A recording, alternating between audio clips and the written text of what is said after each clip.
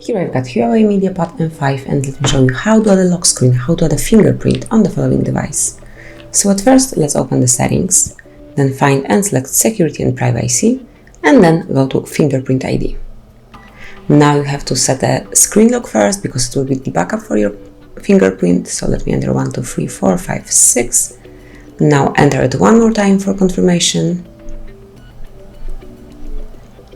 And that's it. Now just decide to which features would you like to use your fingerprint to, so you can choose unlock device, access safe, and access app lock. And let me pick unlock device, and then enroll your fingerprint. Here is the sensor, so just keep tapping over here to add your fingerprint fully.